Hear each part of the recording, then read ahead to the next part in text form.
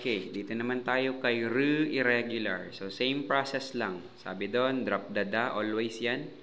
And then, step number 2, drop mo daw si pero magdadagdag ka ng panibagong RL. Okay? And then, same process na kay 3, 4, 5, and 6. Okay? So, unahin natin si to be fast. Paruda. So, drop natin si da, drop natin si And sabi doon, magdadagdag ng panibagong RL. So, si RL, idadagdag mo lang siya sa block na sinundan ng RL. So, kung ito yung RL, doon sa naunang block mo siya ilalagay. So, magiging ganito. Kasi mayroong pronunciation rule na madadagdag dyan, yung patchim. So, ibibigay ko din sa inyo yun. So, ang ating verb stem magiging ganito na. Hal, then may hanging RL. So, step number 3, check the vowel. Ang vowel ay si A.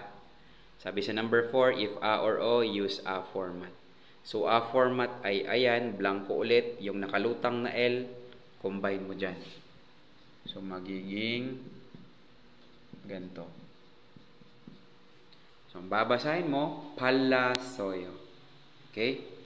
Malalaman nyo bakit palasoyo yan. Nasa pronunciation rule natin. Pagdating ng present tense, copy the verb stem. Yan. So, ayan na yon. According sa step number 3, check the vowel. Ang vowel ay si A.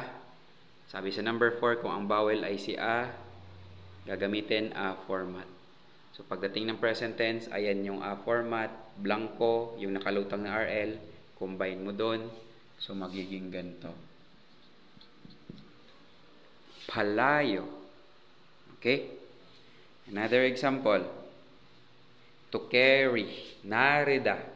Drop ulit natin si da, drop si and magdadagdag ng panibagong RL sa block na nauna compare kay RL. So, dito ulit sa nauna.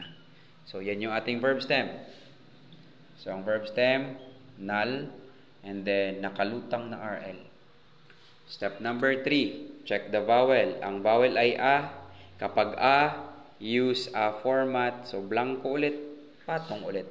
Combine. Yan. So, kung babasahin mo, nalasoyo. To carry, narida, naging nalasoyo. Pagdating ng present tense, same process. Okay, so drop da, drop add another RL. Ayan yung RL. Check the vowel. Ang vowel ay si A. Kapag A ang vowel, use A format. So dito, yan yung A format, combine. So magiging nalayo. Okay. Ito na lang, last example para dito. Si to press, nuruda, nuruda. So drop natin si da. Drop natin si then dagdag ulit ng RL dito.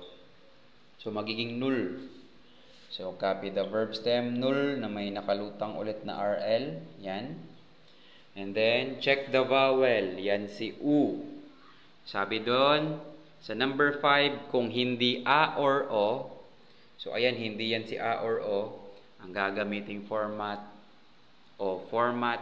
So, kung titignan mo, ayan yung O format, blanco ulit. So, combine lang ulit.